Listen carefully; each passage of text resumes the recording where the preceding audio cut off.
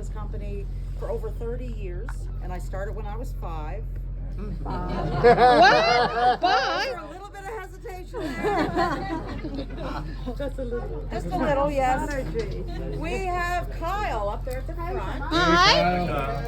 So Kyle is from right here on Briar Island, and he's been with us now for 2 years. This is his second season with us. And so he just graduated from Islands Consolidated School. He knows a lot about the whales. He also occasionally goes out lobster fishing with his grandfather. And he'll be leaving us at the end of this month. He's going to go take a course in welding, and he's going to come back and fix our step. Yes. We have Naomi at the front. Hey, Naomi. So Naomi, this is her second year as well, and so she just graduated from Dalhousie University with a degree in marine biology. Wow. Yeah. So that's awesome. So yeah, she started last year in the science co-op program with us. Or she was in the science co-op program, and so she came out with us as part of her work placement. She hated it so much she came back. Our captain is Harold. Hello. The captain always gets the biggest grief. So Harold is Whale Watch royalty. We call him the Prince of Wales. Prince of Wales.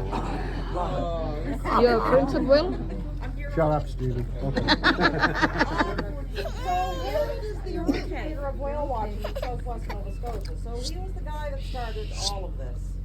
And so he has about 40 years experience working with just the whales, but he has over 60 years experience out here in the Bay of Fundy. So he was a lobster fisherman, and he just recently retired. This boat was also used for lobster fishing, and it still is during the winter time.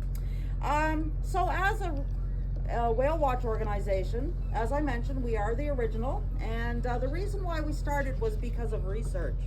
So humpback research has been going on since the early 1970s. Anybody been whale watching before? No. Oh, When I was a okay. kid. We have some. You were a kid. veterans, and we have some He's still a newbies. kid. So with the humpback whales, if you're familiar with them, when they go for a deep dive, they bring up their tail. And on the underside of that tail, there's a black and white pattern, and it's different for every single whale. There's no two the same. Oh, wow. So scientists discovered that back in the early 1970s, and they started taking photographs of those whales. And so those photographs were cataloged. And then that catalog was published, and it was published in 1977. And at that time, it only had 123 photographs in it. Today, in 2023, it has over 40,000 photographs in it of humpback whales. So a lot of research has been going on. So those scientists, they came here to Briar Island about 1984 because they heard rumors about whales here in the Bay of Fundy. So they wanted to see if they were already in that catalog or they could add to that catalog. So they came here and they needed somebody to take them out on a boat to see these whales. And they found Harold. And Harold was taking students out at the time, so he invited them to come along so that they could collect their data and get photographs. And so they did that every day for 2 weeks, and then they went back home to Maine. They took their photographs, compared them to that catalog, and what they found out was that the whales that had left the coast of Maine, some of them did come up into the Bay of Fundy. So they did find some of their whales. And it really sparked their interest. So they wanted to come back. And they came back the next year.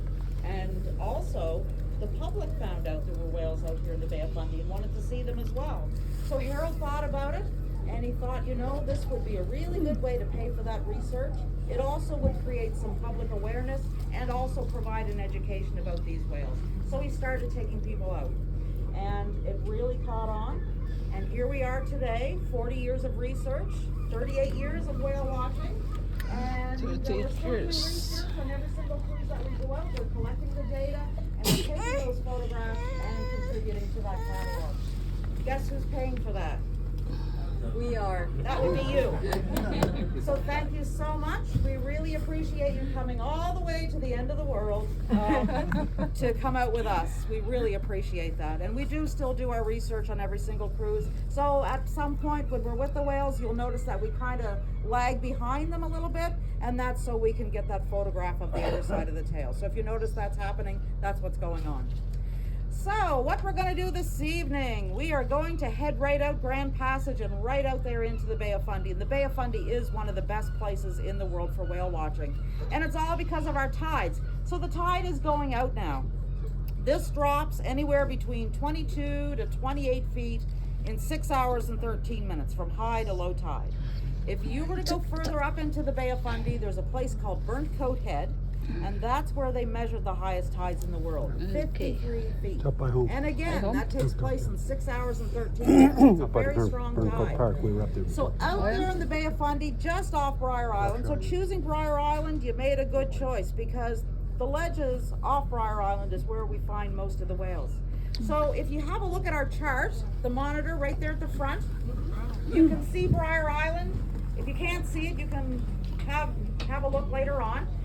But Briar Island is the lightest part on the left, and then to the right of that, you can see what looks like a mountain range. So that's an underwater ledge. And so when the tide hits those ledges, it's just like hitting a brick wall. So the water has nowhere to go but upwards. So it's constantly being deflected, and it pumps nutrients up to the surface layer. So then that promotes plankton growth. And then you have animal plankton feeding on plant plankton, small schooling fish feeding on that. And that's what attracts the whales and the seabirds to those areas. So they're great places to start looking for the whales, but they're not designated whale spots. They're not just hanging out there waiting for us to come out. And we didn't tie them up the last trip. And this is not SeaWorld. We can't just go out into one spot and then expect them to do tricks. That's not what happens. This is nature. So they are always moving around. Every trip is different. So even from just coming in an hour ago, those whales will have moved. So we do have to look for them. And how we find them, we don't use any electronics whatsoever because the electronics that could be used are called side sweeping sonar, and the impulses are so strong and they damage the whale's ears. So we don't want to hurt the whales. So we just use the same method the whalers used to use. So we're looking for their spouts, we're looking for backs, we're looking for tails, flippers, splashes, anything like that. So that's what we're looking for, and you can usually see them about 4 miles away. Also, there's other boats out there too. So we're always in radio contact with them. So if they're seeing something, they're going to let us know. If we happen to find something first, we'll just keep it to ourselves. I'm just kidding. Or am I? So we've been having some great trips. Mostly humpback whales are what we see. Sometimes, well, we do see porpoises out there. Sometimes we see dolphins. We never know. Every trip is so different. So we could see one whale, we could see 2, we could see 12. I have no idea until we get out there. But we're going to try to show you as much as we can and as quickly as we can. Like I said, sometimes right away, sometimes it takes some time. Anyone interested in the birds that are out there? Yes. Okay. Well, we're going to show you anyway. So whether you raise your hand or not, we're showing you. These birds are what we call pelagic birds, and that means that they live out there all the time, 24 hours a day, 7 days a week. They don't go to land at all except to nest, and they don't nest on Briar Island. Some of them nest as far away as the Antarctic, so we do like to point them out.